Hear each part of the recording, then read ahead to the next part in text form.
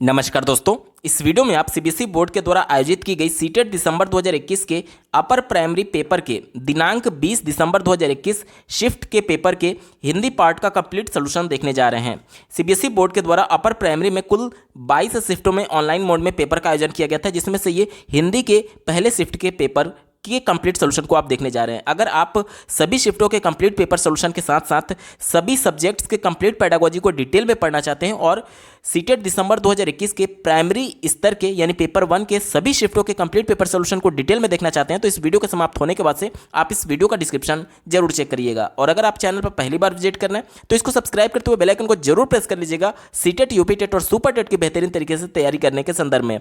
चलिए दोस्तों, आज के इस महत्वपूर्ण वीडियो को शुरू करते हैं। दोस्तों, प्रश्न संख्या 91 से आगे तक दिए गए पैराग्राफ पर आधारित पूछा गया था।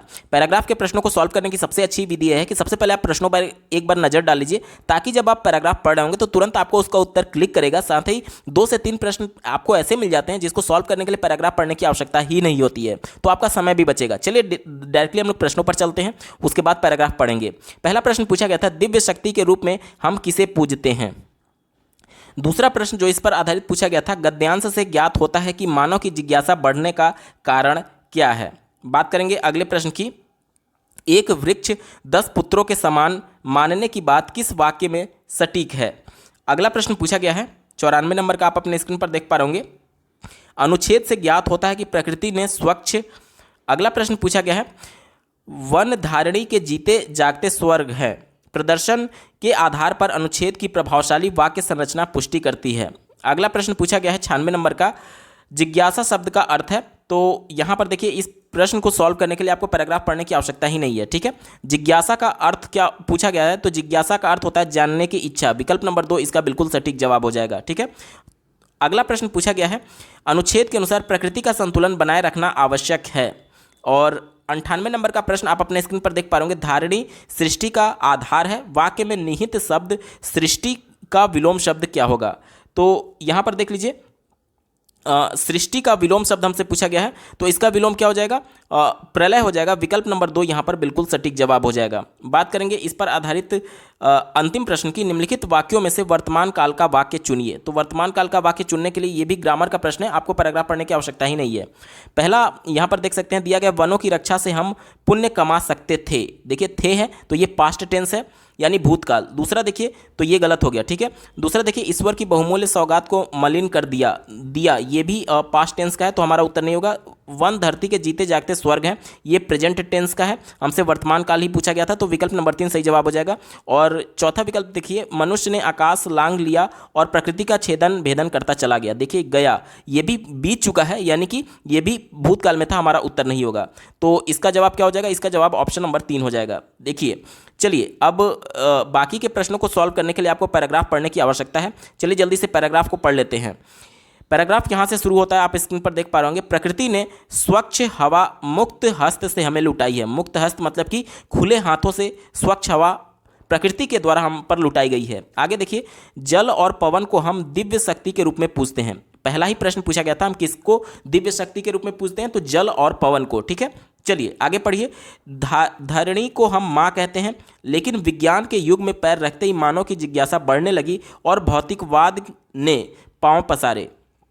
उसने धारणी तो क्या अगम आकाश को भी लांघा और सागर की विशाल लहरों को चीर डाला। दूसरी ओर दुनिया की बढ़ती जनसंख्या के कारण औद्योगिकरण, नगरीकरण और उत्पादन में भी वृद्धि की होड़ प्रकृति का छेदन भेदन करता चला गया। परिणाम स्वरूप प्रकृति का संतुलन इतनी तेजी से बिगड़ा कि आने वाली पीढ़ियों के लिए यह संकट बन गया। आज हमारे पास ना तो पीने का स्वच्छ जल है और ना ही सांस लेने की शुद्ध हवा। आगे पढ़िए, जबकि संपूर्ण जीव जगत के लिए जल जीवन है, वायु उसका प्राण तत्व है, धारणी इस सृष्टि का आधार है। सृष्टि के अस्तित्व की रक्षा के लिए इन सब में संतुलन बनाए रखना आवश्यक है। तो एक प्रश्न पूछा गया था कि प्रकृति में संतुलन बनाए रखना क्यों आवश्यक है, तो सृष्टि के अस्तित्व के लिए आवश्यक है, ठीक है। चलिए आगे पढ़िए, उक्त विषम स्थिति में हमारी रक्षा का एक उपाय है वन संरक्षण।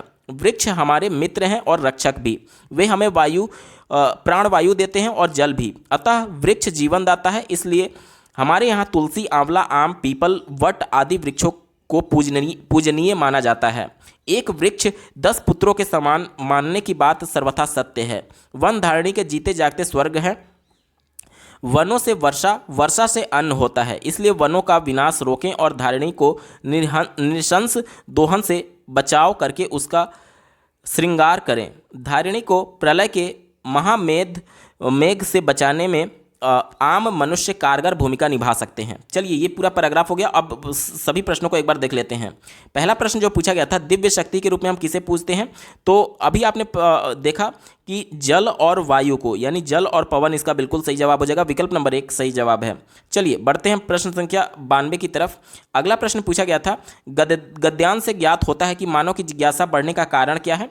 तो इसका उत्तर हो जाएगा, देखिए बात की गई थी अनुच्छेद में, भौतिकवाद ने पांव पसारना शुरू किया तो मनुष्य के मन में जिज्ञासा उत्पन्न हुई, जिज्ञासा बढ़ने लगी कि किस प्रकार से भौतिकवाद को प्राप्त किया जा सकता है। तब विज्ञान का सहारा लिया मनुष्य ने और भौतिकवाद धीरे धीरे पांव पसारने लगा। ठीक है, तो जिज्ञासा बढ़ने का कारण क्या था? भौतिकवाद का पांव पसारना। विकल्प नंबर 2 यहां पर बिल्कुल सही जवाब हो जाएगा। बढ़ते हैं 93 नंबर की प्रश्न की तरफ। पूछा गया था, एक वृक्ष 10 पुत्रों के समान मानने की बात किस वाक्य में सटीक है? तो यहाँ पर देख सकते हैं, वन संरक्षण द्वारा धारिणी को प्रलय के मेघ से बचाया जा सकता है। ये विकल्प बिल्कुल पॉजिटिव है पैराग्राफ के अनुसार, क्योंकि पैराग्राफ के ही आधार पर आपको उत्तर देना होता है। ठीक है, तो 93 का ऑप्शन नंबर 2 बिल्कुल सही जवाब हो जाएगा। चलिए बढ़ते हैं अगली प्रश्न की तरफ। 94 नंबर का प्रश्न आप अपने स्क्रीन पर देख पा रहे होंगे। अनुच्छेद से ज्ञात होता है कि प्रकृति ने स्वच्छ, यहाँ पर देख सकते हैं पहले ही लाइन में मेंशन किया गया था, स्वच्छ हवा मुक्त हाथ से लुटाई है, यानी मुक्त खुले हाथों से स्वच्छ हवा लुटाई है, पैराग्राफ के अनुसार दिया गया था। ऑप्शन नंबर 1 सही जवाब होगा। 95 नंबर का प्रश्न आप अपने स्क्रीन पर देख पा रहे होंगे। वन धारिणी के जीते जागते स्वर्ग हैं, प्रदर्शन के आधार पर अनुच्छेद की प्रभावशाली वाक्य संरचना पुष्टि करती है, यानी कौन सा ऐसा वाक्य चारों में से जो हमें यहाँ पर वाक्य दिया गया है, इसका सही तरीके से एक तरीके से पुष्टि कर रहा है। तो इसका सही जवाब हो जाएगा, यहाँ पर देखिए, वनों से वर्षा होती है और वर्षा से हमें अन्न मिलता है। ये पैराग्राफ में भी मेंशन किया गया था। विकल्प नंबर 4 यहाँ पर पॉजिटिव और यही इसका सटीक जवाब हो जाएगा। बात करेंगे 96 नंबर प्रश्न की, तो इसका उत्तर पहले ही हमने देख लिया था। जिज्ञासा शब्द का अर्थ पूछा गया था, तो जानने की इच्छा, विकल्प नंबर 2 इसका बिल्कुल सही जवाब था। और अगला प्रश्न पूछा गया था 97 नंबर का, कि अनुच्छेद के अनुसार प्रकृति का संतुलन बनाए रखना क्यों आवश्यक है? तो धरती को प्रलय के महामेघ से बचाने के लिए यहाँ पर संतुलन बनाना बहुत आवश्यक है। विकल्प नंबर 4 97 का बिल्कुल सही उत्तर है। बात करेंगे प्रश्न संख्या 98 की, तो इसको हमने पहले ही देख लिया है। 98 में पूछा गया था, धारिणी सृष्टि का आधार है। वाक्य में शब्द सृष्टि का विलोम शब्द हमसे पूछा गया था, यानी एंटोनिम पूछा गया था। तो 98 नंबर प्रश्न का उत्तर हमने क्या बताया था? प्रलय बताया था। विकल्प नंबर 2 इसको पहले ही हमने देख लिया है, प्रलय इसका बिल्कुल सही जवाब हो जाएगा। और इस पर आधारित जो अंतिम प्रश्न पूछा गया था, निम्नलिखित वाक्यों से वर्तमान काल का पहचान करने के लिए बोला गया था, तो इसका उत्तर कौन सा था? विकल्प नंबर 3 था। तो देखिए, इस पूरे अनुच्छेद में 3 प्रश्न आपको ऐसे मिले जिसको सॉल्व करने के लिए पैराग्राफ पढ़ने की आवश्यकता ही नहीं थी, तो आपका समय भी बचेगा। और कई बार क्या होता है कि ऑनलाइन परीक्षा में हमारे पास समय नहीं होता है कि पैराग्राफ को पूरा पढ़े, तो कम से कम 2-3 प्रश्न आप हैंडल कर पाएंगे। ठीक है, चलिए ये पैराग्राफ आपने सॉल्व कर लिया। अब अगले प्रश्न की तरफ चलते हैं। प्रश्न संख्या 100 से 105 तक एक अन्य पैराग्राफ पर आधारित पूछा गया था। तो चलिए जल्दी से इसके भी प्रश्नों को देख लेते हैं और उसके बाद से फिर से हम लोग इस पैराग्राफ को पढ़ेंगे। ठीक है, तो पहला प्रश्न इस पर आधारित पूछा गया था, इस कविता का मूल भाव क्या है? ठीक है, अगला प्रश्न आप अपने स्क्रीन पर देख पा रहे होंगे। पूछा जा रहा है, सुंदर भविष्य से कवि का क्या आशय है? अगला प्रश्न है, आत्ममंथन शब्द का अर्थ क्या होता है? 103 नंबर का प्रश्न आप अपने स्क्रीन पर देख पा रहे होंगे। पूछा गया था, विश्व गुरु बनने हेतु कवि की क्या राय है? और अगला प्रश्न है, पद्यांश में व्याकरण की दृष्टि से सुंदर शब्द क्या है? इस पर आधारित जो अंतिम प्रश्न पूछा गया है, आप अपने स्क्रीन पर देख सकते हैं। दूजों के जो हाथ पकड़े, हाथ उनके कब के छूटे, उक्त पंक्ति में कौन सा अलंकार है? तो ये ऐसा प्रश्न है जो कि ग्रामर आधारित प्रश्न है और इसको सॉल्व करने के लिए आपको पैराग्राफ पढ़ने की आवश्यकता नहीं है। तो इसमें अगर हम लोग देखें, दूजों के जो हाथ पकड़े, हाथ उनके कब के छूटे, तो यहाँ पर श्लेष अलंकार होगा। विकल्प नंबर 3 यहाँ पर बिल्कुल सही जवाब है। ऑप्शन नंबर 3 श्लेष अलंकार इसका सटीक उत्तर होगा। बाकी के प्रश्नों को सॉल्व करने के लिए आपको कविता पढ़ना आवश्यक है। तो चलिए जल्दी से कविता को पढ़ लेते हैं। यहाँ पर दिया गया है, मद मस्त हाथियों का मेला, बुद्धि विवेक का प्रयोग कर समय आश्चर्य परीक्षा ये तत्पर सदा, आत्म मंथन कर विश्वास मेरा तेरे आगे इस आलस्य का दमन का। ठीक है, आलस्य का दमन का। आगे पढ़िए, प्रारंभ तेरा तेरे द्वारा, पूर्णता स्वयं तेरे पीछे, आत्मनिर्भर है यदि तू, कठिनाई तेरी कांटे फीके, तेरा भविष्य तेरे आगे लिख लिख उसे स्वयं की कलम से, दूजों के जो हाथ पकड़े, दूजों के जो हाथ पकड़े, हाथ उनके कब के छूटे। यानी कि यहाँ बोला जा रहा है कि दूसरों के जो हाथ पकड़े गए हैं, जो लोग दूसरों के हाथ पकड़ते हैं उनका हाथ कब का छूट जाता है। ठीक है, तो यहाँ पर देखिए हाथ शब्द का दो अर्थ था। एक तो यहाँ पर हाथ का मतलब हाथ ही था कि जो दूसरे लोगों का हाथ पकड़ते हैं उनका हाथ कब का छूट जाता है, यानी कि उनका साथ कब का छूट जाता है, जो दूसरे के भरोसे बैठे रहते हैं उनका साथ कब का वो छोड़ देते हैं। ठीक है, तो यहाँ पर दो अर्थ था, इसलिए यहाँ पर श्लेष अलंकार था। आगे पढ़िए, आत्मनिर्भर तू रे बन तो देश तेरा आत्मनिर्भर, आत्मनिर्भर यदि देश तेरा तो भविष्य क्या रे सुंदर, विश्व गुरु ये फिर बनेगा बस तू बन कुछ आत्मनिर्भर, वाणी यही अंतिम हो मेरी ये देश मेरा सत्य आत्मनिर्भर। चलिए बाकी के प्रश्नों को एक बार देख लेते हैं। कहा जा रहा है कि इस कविता का मूल भाव क्या है। तो इस कविता के अगर मूल भाव की बात करें तो यहाँ पर देख सकते हैं आत्मनिर्भरता पर बहुत ज़्यादा जोर दिया गया है। विकल्प नंबर 2 आत्मनिर्भर बनना इसका बिल्कुल सही जवाब होगा। मूल जो भाव है आत्मनिर्भर बनना। ठीक है, बात करेंगे 101 नंबर प्रश्न की। आप अपने स्क्रीन पर देख पा रहे होंगे, सुंदर भविष्य से कवि का क्या आशय है। तो सुंदर भविष्य से कवि का आशा है कि प्रत्येक व्यक्ति आत्मनिर्भर बने और देश भी आत्मनिर्भर बने। ठीक है, किसी पर आश्रित ना हो। ऑप्शन नंबर 1 आत्मनिर्भर इसका बिल्कुल सटीक जवाब होगा। बात करेंगे 102 नंबर प्रश्न की। आप अपने स्क्रीन पर देख पा रहे होंगे, पूछा गया है आत्म मंथन शब्द का अर्थ क्या है। तो इसका अर्थ होता है आत्म मतलब कि खुद और मंथन मतलब कि विश्लेषण करना, यानी ऑप्शन नंबर 1 देखिए स्व विश्लेषण करना इसका बिल्कुल सही जवाब हो जाएगा। 103 नंबर का प्रश्न आप अपने स्क्रीन पर देख पा रहे होंगे, पूछा गया था कि विश्व गुरु बनने हेतु कवि की क्या राय है। विश्व गुरु बनने के लिए कवि क्या राय देता है। तो इसका उत्तर हो जाएगा, आप अपने स्क्रीन पर देखिए, आत्मनिर्भरता हेतु परिश्रम करना। पूरे कविता में निर्भरता पर ही चर्चा किया गया है, तो आत्मनिर्भरता हेतु परिश्रम करना ये विश्व गुरु हमें बना सकता है कवि के अनुसार। बढ़ते हैं अगले प्रश्न की तरफ। पद्यांश में व्याकरण की दृष्टि से सुंदर शब्द क्या है।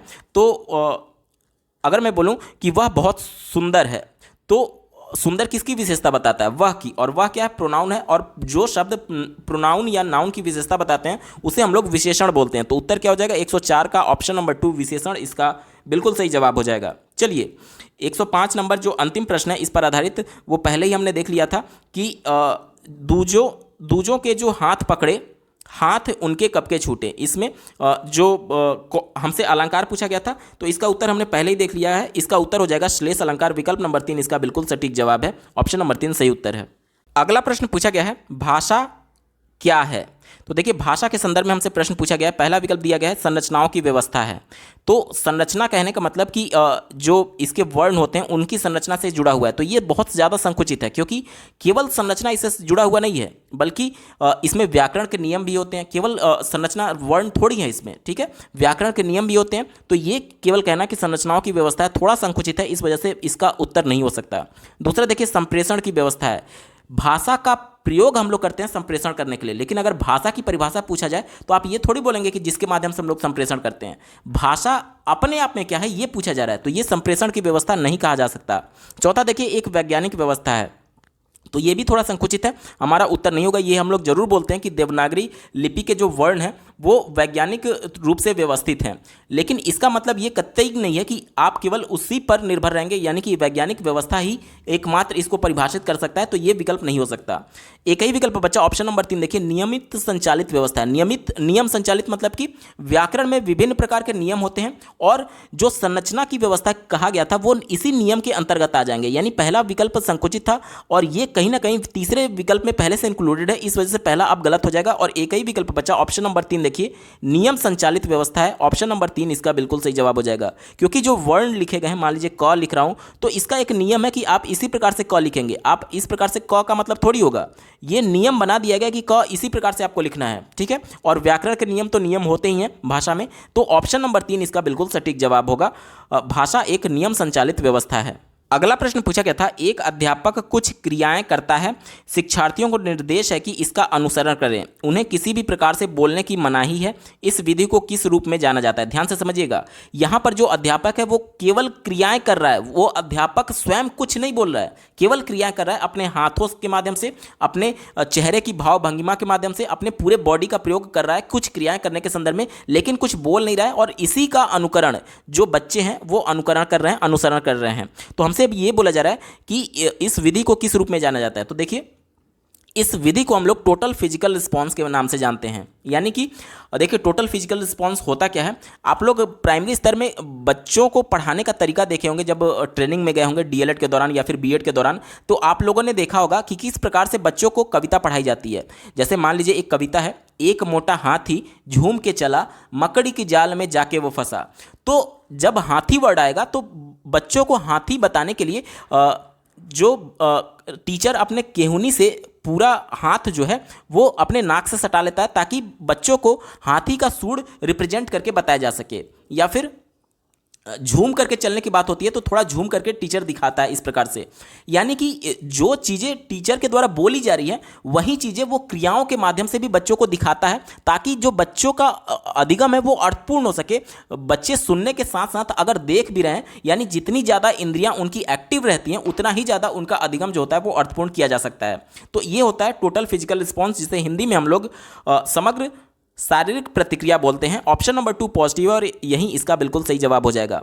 और यहाँ पर प्रश्न में बोला गया था कि किसी भी प्रकार की बोलने की मनाही है, यानी कि जो टीचर के द्वारा किया जा रहा होगा वही क्रियाएं बच्चों के द्वारा दोहराया जा रहा है, और बच्चे बिना बोले, बिना कुछ बोले उसी क्रियाओं को दोहरा रहे हैं। तो ये क्या होता है? ये टोटल फिजिकल रिस्पांस होता है, समग्र शारीरिक प्रतिक्रिया। विकल्प नंबर 2 पॉजिटिव है और यही इसका सटीक जवाब होगा। अब इसका फायदा क्या होता है, थोड़ा सा मैं और थोड़ा डीप जा रहा हूं, क्योंकि ये अपर प्राइमरी का पेपर है, हो सकता है कि आने वाले समय में आपको ये प्रश्न भी देखने को मिल जाए। टोटल फिजिकल रिस्पॉन्स का फायदा यह है कि बहुत से, आज हम लोग समावेशी कक्षा की बात करते हैं, जिसमें जो श्रवण बाधित है या फिर दृष्टि बाधित है, दोनों बच्चे शामिल हैं। तो मान लीजिए जो एक तरीके से दृष्टि बाधित है, वो भाषा को तो नहीं सुन पा रहा है, जो टीचर बोल रहा है वो भाषा को तो नहीं सुन पा रहा है, लेकिन अगर अपने शरीर से वो विभिन्न प्रकार की क्रियाएं करेंगे तो वो दृष्टि बाधित, माफ करिएगा, श्रवण बाधित जो है, जो सुन नहीं सकता था, वो उन क्रियाकलापों को देख लेगा। उनके द्वारा जो हाथ हिलाना या फिर भाव भंगिमा से इशारे करना, इन सभी चीज़ों को वो देख सकता है और देख करके समझ सकता है। तो कहीं ना कहीं लैंग्वेज का जो बैरियर है विभिन्न प्रकार की शारीरिक अक्षमताओं की वजह से, उसको दूर किया जा सकता है। और सभी बच्चों को एक साथ ले करके चलने में, सभी बच्चों को एक साथ सिखाने में ये कहीं ना कहीं मददगार साबित होता है। टोटल फिजिकल रिस्पॉन्स, जिसे हम लोग समग्र शारीरिक प्रतिक्रिया कहते हैं। विकल्प नंबर 2 यहाँ पर पॉजिटिव और यही इसका सटीक जवाब होगा। अगला प्रश्न पूछा गया था, भारतीय संविधान की 8वीं अनुसूची में कितनी भाषाएं दर्ज हैं? तो वर्तमान में ये 22 भाषाएं हैं। विकल्प नंबर 1 22 भाषाएं इसका बिल्कुल सटीक जवाब है। अगला प्रश्न पूछा गया था, एक कक्ष में विभिन्न साधनों जैसे दीवार पर, कक्षा पुस्तकालय में श्रव्य दृश्य के द्वारा शिक्षार्थियों को भाषा ध्यान देने के अवसर दिए जाते हैं, इसे क्या कहना चाहिए? ध्यान से समझिएगा। दीवारों पर जो विभिन्न प्रकार के कार्टून्स बने होते हैं, अल्फ़ाबेट्स लिखे होते हैं, प्राइमरी स्कूल में आप जाते होंगे या फिर अपर प्राइमरी में, तो ये सब क्या है आपसे पूछा जा रहा है। तो इसे हम लोग प्रिंट रिच इन्वायरमेंट बोलते हैं।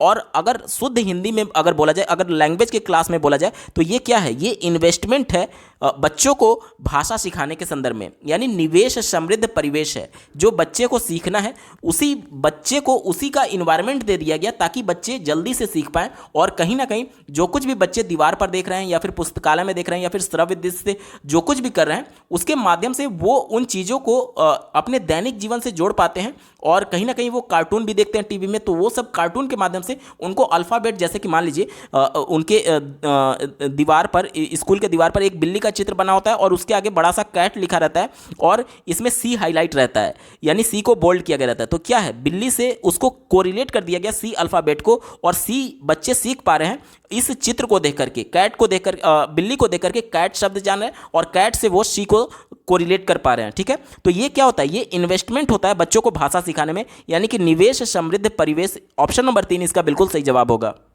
अगला प्रश्न पूछा गया था, पठन सामग्री को सरसरी दृष्टि से पढ़ने का अर्थ क्या है। सरसरी दृष्टि यानी कि तेजी से पढ़ करके बस आप मोटा मोटी पढ़ रहे हैं, बहुत तेजी से। सरसरी निगाह से बोला जाता है ना कि सरसरी निगाह से पढ़ा जा रहा है। वो क्यों करते हैं? वो हम लोग उस जो पठन सामग्री है उसका थीम जानने के लिए पढ़ते हैं कि आखिर ये लेख किस बारे में लिखा गया है, या फिर कोई लेटर लिखा रहता है तो हम लोग जल्दी से उस लेटर का कॉन्टेंट पढ़ते हैं सरसरी निगाह में कि आखिर लेटर में क्या लिखा गया है। तो ये क्या होता है? उसका थीम जानने के लिए, यानी कि सामान्य अर्थ के लिए पढ़ना सरसरी निगाह से पढ़ने का अर्थ होता है। विकल्प नंबर 4 पॉजिटिव और यही इसका सटीक जवाब होगा। अगला प्रश्न पूछा गया था, शब्द संपदा का प्रयोग, उच्चारण और व्याकरण क्या है। तो देखिए यहाँ पर शब्द संपदा की बात करें तो वोकैबलरी की बात की गई है, यानी वोकैबलरी शब्दों का प्रयोग और उच्चारण और व्याकरण हमसे बोला गया है। तो पहला दिया गया अनौपचारिक भाषाई निवेश। देखिए भाषाई निवेश तो सब में कॉमन है, तो इस पर तो हमें विचार करना ही नहीं है, केवल पहले के जो शब्द है उस पर विचार करना है। पहला दिया गया अनौपचारिक। देखिए व्याकरण जो होता है वो औपचारिक तरीके से बच्चे विद्यालय में सीखते हैं। भाषा के संदर्भ में जो व्याकरण होता है वो बच्चे अनौपचारिक तरीके से घर पर नहीं सीखते हैं, बल्कि औपचारिक तरीके से विद्यालय में सीखते हैं। तो ये अनौपचारिक दिया गया था, तो ये तो उत्तर होगा नहीं। दूसरा देखिए अर्थ उन्मुखी भाषाई निवेश। अर्थ उन्मुखी मतलब कि मीनिंग ओरिएंटेड कहा जा रहा है। तो यहाँ पर देखिए शब्द संपदा का अर्थ नहीं निकाला जा रहा है, सिर्फ इसका प्रयोग किया जा रहा है, यानी वोकैबलरी शब्दों का प्रयोग किया जा रहा है और साथ ही साथ उच्चारण किया जा रहा है और व्याकरण, ये अर्थ से संबंधित नहीं है, इस वजह से हमारा उत्तर नहीं होगा। चौथा देखिए भाषा मूलक भाषाई निवेश। तो ये टोटल उसको भाषा के तौर पर आप नहीं देख सकते। क्यों नहीं देख सकते? क्योंकि भाषा के बहुत सारे अवयव हैं। यहाँ पर केवल वोकैबलरी की बात की गई है, उच्चारण की बात की गई है, व्याकरण की बात की गई है, तो इसको भाषा मूलक नहीं कहा जाएगा, इसको रूप उन्मुखी भाषाई निवेश कहा जाएगा। ऑप्शन नंबर 2 पॉजिटिव है, इस वजह से विकल्प नंबर 2 यहाँ पर बिल्कुल सटीक जवाब होगा और ऑप्शन नंबर 4 गलत हो गया। विकल्प नंबर 2 रूप उन्मुखी भाषाई निवेश सही जवाब है। अगला प्रश्न पूछा गया था, उत्पादक शब्द संपदा क्या है। उत्पादक देखिए यहाँ पर भाषा के जो 4 कौशल होते हैं, बोलना, सुनना, बोलना, पढ़ना और लिखना, इसमें से 2 उत्पादक शब्द संपदा है और 2 उत्पादक को अंग्रेजी में प्रोडक्टिव बोला जाएगा और एक होता है रिसेप्टिव। यानी कि प्रोडक्टिव यानी प्रोड्यूस करना, किसी भाषा को यानी शब्दों को आप किस प्रकार से प्रोड्यूस कर सकते हैं, या तो लिख करके प्रोड्यूस कर सकते हैं या तो बोल करके प्रोड्यूस कर सकते हैं। यानी कि यहाँ पर प्रोड्यूस करना यानी प्रोडक्ट यानी उत्पादक जो है वो कैसे हो सकता है, या तो हम लोग बोल करके या तो लिख करके कर सकते हैं। और अगर रिसेप्टिव की बात करता तो हम लोग कैसे करते, या तो कोई लेख लिखा है उसको पढ़ करके, या फिर कोई बोल रहा है तो उसको सुन करके। चूंकि हमसे उत्पादक की बात की गई थी, यानी कि इसमें लिखना आएगा और बोलना आएगा, यानी कि वाचन। पहले ही विकल्प में केवल लेखन और वाचन का प्रयोग किया गया है। ऑप्शन नंबर 1 पॉजिटिव और यही इसका सही विकल्प हो जाएगा। विकल्प नंबर 1 सही जवाब है। अगला प्रश्न पूछा गया था, कार्यविधिक ज्ञान शिक्षार्थियों की किसमें सहायता करता है। कार्यविधिक मतलब कि प्रैक्टिकल यूज करने के सेंस में है। तो ये चूंकि भाषा से संबंधित है, तो भाषा का प्रयोग हम लोग क्यों करते हैं, कम्युनिकेट करने में। उसका प्रैक्टिकल यूज वहीं तो होगा, कम्युनिकेट करना है। यानी कि आज हिंदी पढ़ें या फिर अंग्रेजी पढ़ें तो उसका यूज आप क्या करेंगे, ज़्यादा से ज़्यादा कम्युनिकेट करने में ही तो करेंगे। क्योंकि भाषा का अंतिम उद्देश्य जो होता है, जो चरम उद्देश्य होता है, वो यही होता है कि बच्चे उस पर्टिकुलर भाषा में जो टारगेट लैंग्वेज है, चाहे हिंदी की बात कर लीजिए, अंग्रेजी की बात या फिर किसी भी लैंग्वेज की बात कर लीजिए, उसमें बच्चा कम्युनिकेट कर पाए। ये होता है कार्यविधिक ज्ञान शिक्षार्थियों की सहायता करने के संदर्भ में। तो ऑप्शन नंबर 3 में देखिए संप्रेषण में व्याकरण के नियमों को लागू करने में, ये विकल्प बिल्कुल पॉजिटिव और यही इसका सही जवाब हो जाएगा। यानी कि प्रैक्टिकल यूज करने के संदर्भ में कहा जा रहा है। विकल्प नंबर 3 प्रैक्टिकल यूज से संबंधित है। ऑप्शन नंबर 3 सही जवाब होगा। अगला प्रश्न पूछा गया था, लेखक का कौन सा उपागम लेखन के द्वारा लिखना सीखना को स्पष्ट करता है, यानी लिख करके लिखना सीखना कहा जा रहा है। तो ये देखिए ऑप्शन नंबर 2 इसका सही जवाब हो जाएगा, लेखन का प्रक्रिया उपागम। लेखन का प्रक्रिया उपागम क्या होता है? देखिए किसी भी अनुच्छेद के बारे में लिखने के लिए या फिर किसी भी कॉन्सेप्ट के बारे में लिखने के लिए पहले क्या होता है, एक प्लानिंग की जाती है, या मोटा मोटी जिसे आप ड्राफ्टिंग कहते हैं। उसके बाद से ड्राफ्टिंग में यह तय किया जाता है कि किस कंटेंट पर क्या लिखना है, किस अनुच्छेद में कौन सा कंटेंट लिखना है। इसके बाद से क्या हेडिंग होगा, क्या सब हेडिंग होगा। उसके बाद से ये मोटा मोटी ड्राफ्टिंग हो जाती है। उसके बाद से ड्राफ्टिंग करने के बाद से फिर से रीचेकिंग किया जाता है कि जो ड्राफ्ट तैयार किया गया है क्या वो सही है, वैलिडेट है। अगर उसमें कुछ संशोधन करने की आवश्यकता है तो फिर से उसमें करेक्शन भी किया जाएगा और अंतिम रूप से फाइनल ड्राफ्टिंग होता है, उसके बाद से लिखा जाता है। तो ये होता है प्रक्रिया उपागम यानी प्रोसीजरल अप्रोच लिखने का, और इसी के माध्यम से लिखना सीखने को स्पष्ट कर सकते हैं। ऑप्शन नंबर 2 पॉजिटिव और यही इसका सही जवाब होगा। अगला प्रश्न पूछा गया था, निम्नलिखित में से कौन सा एक्स्ट्रापोलेटिव यानी कि किसी के स्थान पर स्वयं को रखना लेखन कार्य है। यानी कि आप वो कैरेक्टर हैं नहीं, लेकिन आप मान लीजिए कि वो कैरेक्टर आप हैं और उसके जगह पर अपने आप को रख करके आपको लेखन करना है, तो वो वाला कौन सा एक तरीके से विकल्प है हमसे पूछा जा रहा है। चौथा विकल्प से शुरुआत करेंगे, पेड़ की आत्मकथा लिखना। तो यहाँ पर पेड़ की जगह पर आप अपने आप को इमेजिन नहीं कर रहे हैं, उसकी आत्मकथा लिख रहे हैं, इस वजह से ये हमारा उत्तर नहीं होगा। तीसरा देखिए, जितनी बार संभव हो सके उतनी बार कविता को पढ़ना और कविता का सार लिखना। तो इसमें भी आप अपने ही कैरेक्टर में, किसी दूसरे के कैरेक्टर में नहीं है, तो ये हमारा उत्तर नहीं होगा। दूसरा देखिए, नागपुर जाने के लिए रेलवे का टिकट आरक्षण प्रपत्र फॉर्म भरना। तो ये भी नहीं होगा। एक ही विकल्प बचा ऑप्शन नंबर 1। देखिए, कल्पना कीजिए कि आप कहानी में एक लड़का हैं। अब आप इमेजिन कर रहे हैं कि आप पर्टिकुलर कोई कैरेक्टर हैं कहानी में। अपने मित्र को पत्र लिख करके अपनी उस यात्रा के अनुभव का वर्णन कीजिए जिसमें आपकी एक अजनबी से मुलाकात हुई थी। तो यहाँ पर देखिए, इमेजिनेशन किया जा रहा है, आप एक दूसरे कैरेक्टर में जा रहे हैं और उस कैरेक्टर के अनुभव के आधार पर आप पत्र लिख रहे हैं। तो ये विकल्प पॉजिटिव और यही हमारा सटीक जवाब होगा। अगला प्रश्न पूछा गया था, सामग्रियों में शिक्षा शास्त्र को अंतर्निहित करना क्या है। तो देखिए, विभिन्न प्रकार की सामग्रियों का प्रयोग हम लोग शिक्षा शास्त्र में करते हैं ताकि बच्चे का अधिगम अर्थपूर्ण हो सके। तो इसका मतलब क्या है, शिक्षण शास्त्रीय समझ, एक तरीके से सामग्रियों की मतलब शिक्षण शास्त्रीय समझ विकसित करना। यानी कि ऑप्शन नंबर 4 में देखिए कि मतलब पर्टिकुलर कोई भी अगर सामग्री यूज की जा रही है, टीएलएम के तौर पर यूज किया जा रहा है, तो उसका एक तरीके से पेडागोजिकल किस प्रकार से हम लोग यूज कर सकते हैं कक्षा में, इसकी बात कर रहा है। ऑप्शन नंबर 4 बिल्कुल पॉजिटिव और यही इसका सटीक जवाब होगा। अगला प्रश्न पूछा गया था, एक शिक्षिका प्रतिदिन निम्नलिखित गतिविधियां आयोजित करती हैं। कक्षा 5 के समूह में बांट करके उन्हें समूह में बातचीत करने के लिए दिन प्रतिदिन के विषय देती है। बाद में प्रत्येक समूह से एक एक विद्यार्थी को लेती है और उन्हें पूरी कक्षा के सामने एक समूह के रूप में बातचीत करने के लिए कहती है। वह किसे बढ़ावा देने का प्रयास कर रही है।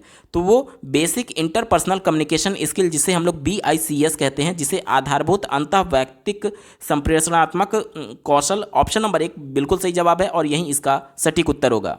अगला प्रश्न पूछा गया था, शिक्षण अधिगम प्रक्रिया के दौरान विद्यार्थियों की प्रगति की मॉनिटरिंग तथा सुधार के लिए किया गया आकलन क्या है। तो सत्र के बीच में आ रही समस्याओं को जानने के लिए अगर कोई आकलन किया जाता है तो उसे हम लोग अधिगम के लिए आकलन बोलते हैं। इसे रचनात्मक आकलन के नाम से भी जाना जाता है। विकल्प नंबर 2 देखिए, अधिगम के लिए आकलन, इसका बिल्कुल सही जवाब हो जाएगा। विकल्प नंबर 2 सही उत्तर है। अगला प्रश्न पूछा गया है, राष्ट्रीय शिक्षा नीति 2020 शास्त्रीय भाषा के अध्ययन को किस रूप में अनुमोदित करती है। तो देखिए, राष्ट्रीय शिक्षा नीति 2020 में 3 भाषा के कॉन्सेप्ट को लाया गया है, जिसमें एक तो बच्चा मदर टंग जान ही रहा है, उसके बाद से उसको एक आंग्ल भाषा, जिसे आप अंग्रेजी के नाम से जानते हैं, अंग्रेजी भाषा पढ़ाया जाता है, और एक सीनियर सेकेंडरी में जो फॉरेन लैंग्वेजेज हैं, जापानीज, चाइनीज में से कोई भी एक भाषा, कई और लैंग्वेजेज उनके द्वारा बताए गए हैं, जिसमें से कोई भी एक भाषा बच्चों को बताना है।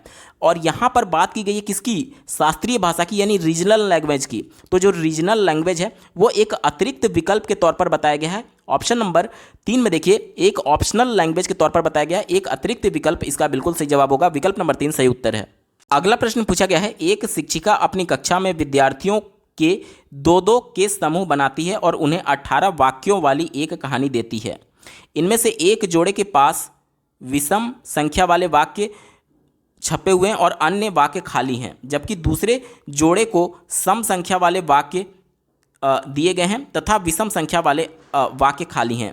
विद्यार्थियों को जोड़ों में एक दूसरे के वाक्यों को पढ़ करके सुनाना है तथा कहानी को पूरा लिखना है। इसमें श्रवण, वाचन, पठन और लेखन सम्मिलित है। इस कार्य को किस प्रकार से जाना जाता है। तो यहाँ पर देख लीजिए, यहाँ पर परस्पर एक बंदा बोल रहा है और दूसरा उसको लिख रहा है। तो ये क्या है, सुन करके लिखना, यानी श्रुतलेख तो होगा। श्रुतलेख तो चारों में दिया गया, कोई इसमें कन्फ्यूजन होना ही नहीं चाहिए। बाकी देखिए, ये परस्पर ये सुन करके लिखा जा रहा है, यानी कि पारस्परिक श्रुतलेख का उदाहरण है। विकल्प नंबर 1 पॉजिटिव है और इस वजह से विकल्प नंबर 1 बिल्कुल सटीक जवाब होगा। दोस्तों, ये पेपर पूरा सॉल्व हो चुका है। आपको ये वीडियो कैसा लगा कमेंट के माध्यम से जरूर बताइएगा, क्योंकि आपका एक कमेंट मुझे मोटिवेट करेगा ऐसे ही महत्वपूर्ण वीडियो लाने के संदर्भ में। अगर आप अपर प्राइमरी सभी शिफ्टों के सभी सब्जेक्ट्स के कंप्लीट पेपर सोल्यूशन के साथ साथ प्राइमरी के सभी शिफ्टों के पेपर सोल्यूशन के साथ सीटेट में पूछे जाने वाले सभी सब्जेक्ट्स के कंप्लीट पेडागोजी को डिटेल में देखना चाहते हैं तो इस वीडियो के बाद इस वीडियो का डिस्क्रिप्शन जरूर चेक करिएगा। और अगर आप चैनल पर पहली बार विजिट कर रहे हैं तो इसको सब्सक्राइब करते हुए बेल आइकन को जरूर प्रेस कर लीजिएगा। इस वीडियो को देखने के लिए आपका बहुत बहुत धन्यवाद। भगवान करे आपका दिन शुभ हो।